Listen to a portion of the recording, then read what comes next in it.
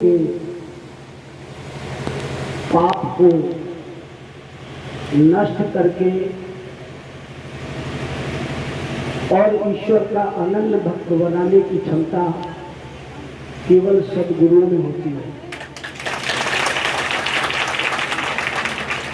ऐसे हम सबके पतित पावन सद्गुरुदेव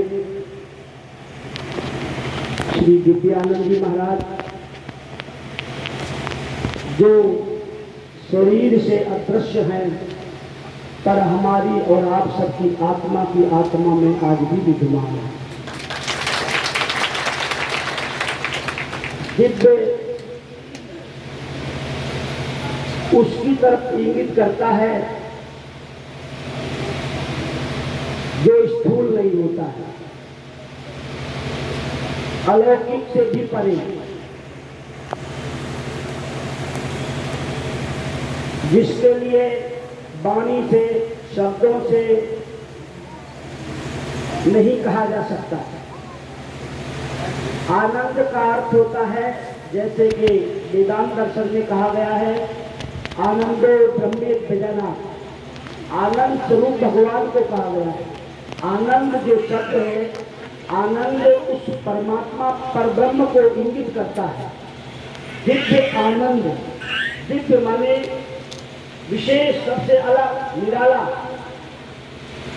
जो सबसे सब में रहकर सबसे न्यारा। ओम को यदि आप कहीं पर स्थापित करें, उस ओम को मात्र की संज्ञा दी जाती है, और उस ओम में एक मात्र बिंदु होता है जो ऊपर लगा हुआ होता है। यदि उस बिंदु को हटा दें तो ओम अधूरा हो जाता है, और फिर बिंदु को स्थापित करने पर ओम पूर्ण कहलाता है। परंतु वो बिंदु उस ओम में रहते हुए भी अलग रहता है, ओम को पूर्ण करते हुए भी अलग रहता है। उस बिंदु में इतनी क्षमता होती है कि इस संपूर्ण ओम को अधूरा बना देता है, अपूर्ण कर देता है। उस छोटे से बिंदु में वह उस ओम शब्द में रहते हुए भी उससे अलग है। ऐसे ही सद्गुरुदेव इस संपूर्ण सृष्टि में रहते हुए भी उससे अलग उस बिंदु की तरह रहते हैं। लेश मात्र निर्लेपता में रहते हैं, वो निर्लेप। ऐसे पूज्य सद्गुरुदेव श्री दिव्यानंद जी को, पूज्य दादा गुरु संत कृपाल सिंह जी को मैं बारंबार को प्रणाम करता हूँ। मैंने आपसे दीक्षा ली थी, सभी को नहीं मालूम है। श्री सीताराम कथावाचक खिड़किया कबूलपुर टिकरी के पास से, जो मेरे बाल काल के गुरु थे, जिनके माध्यम से मैंने हरिभक्त गुरु की कथाएं सुनी, हरिश्चंद्र गोरखध्वज। उसके बाद और भी कई संतों के शरण में गए, फिर पूज्य स्वामी दिव्यानंद जी के पास में गया, उनसे नाम दीक्षा ली। पर मैं बहुत छोटा था, तो छोटा बालक आज को इसमें होना हो, उस पर दृष्टि नहीं होती है किसी की, पर वो तैयार हो रहा होगा भविष्य के लिए।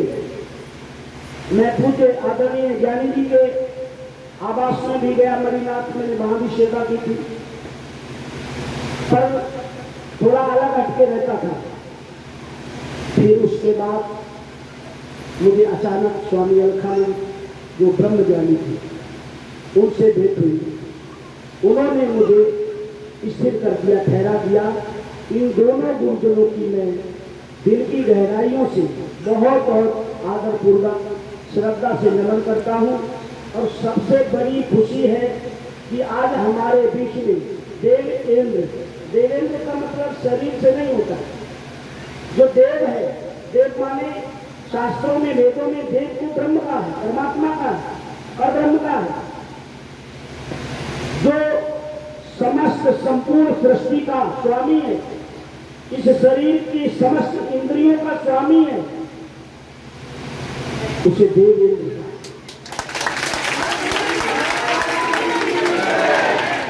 और वो एक जगह में, जैसे इस शरीर के तलवे से लेकर सिर तक व्यापक है संपूर्ण भाग में, इस शरीर में कोई ऐसी जगह नहीं है जहां पर वो विद्यमान नहीं।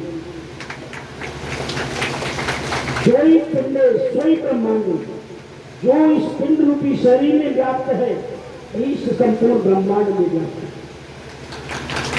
वेद कहता है पुरुष एवं यत् भूतम यच्च भाव्यम सदैव क्षमोदमक आशीवित मेवा विद्यम वेदांत सिद्धांत निरुक्रेशा ब्रह्मेव जीव सकल जगत अखंड रूप स्ततो रे मोक्षो ब्रह्म अद्वितीय सत्य प्रमाण।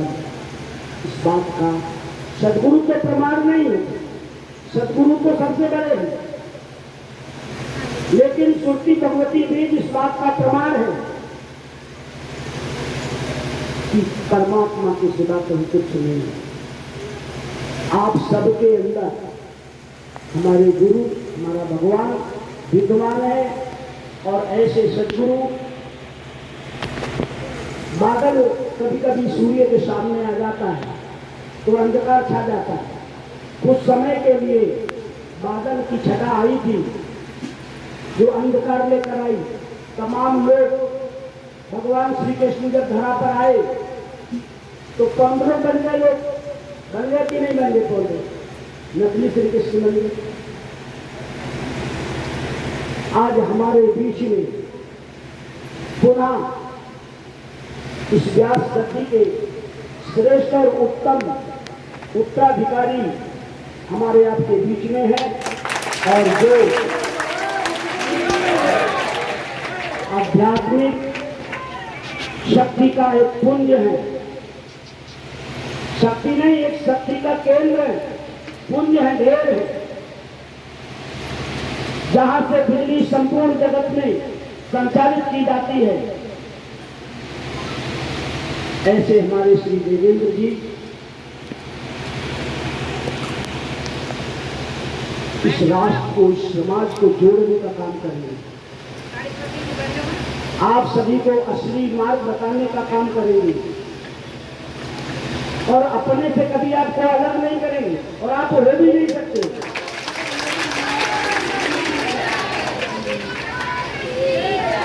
यद्यपि सूर्य कभी प्रकाश नहीं होता है और ये भी सत्य है कि प्रकाश सूर्य से भिन्न नहीं रह सकता, दोनों की एकता रहती है।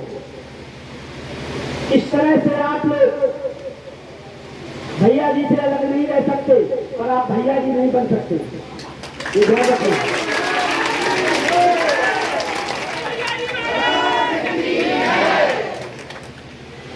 मुझे बहुत अपार खुशी थी। कुछ लोग जमाने में रो लेते हैं, अपनी बात कह देते हैं, पर कोई होता है जो किसी के सामने रो भी नहीं सकता, किसी से अपना दुख कह भी नहीं सकता। जैसे तुम्हारे तो सबके भाई होंगे, माता पिता होंगे, परिवार होगा, लेकिन भगवान बिना माता पिता का है बोलो कि नहीं? तुम्हारे संगी साथी हैं, पर परमात्मा असंगो हम असंगाम परमेश्वर, जो संग से रहित अकेला है वो परमात्मा है। तो देवेंद्र जी उस अवस्था में खड़े हैं जहां पर अपने मन की बात स्वयं से करनी पड़ती है, क्योंकि वो अंतिम पराकाष्ठा है, यानी कि जहां पर दूसरा होता ही नहीं, स्वयं से स्वयं बात करनी पड़ती है, वहां पर हम सबको खड़ा होगा। एक बात कहते अपनी बात को समाप्त करूंगा। विवेक चूड़ामणि के अंतर्गत कहा है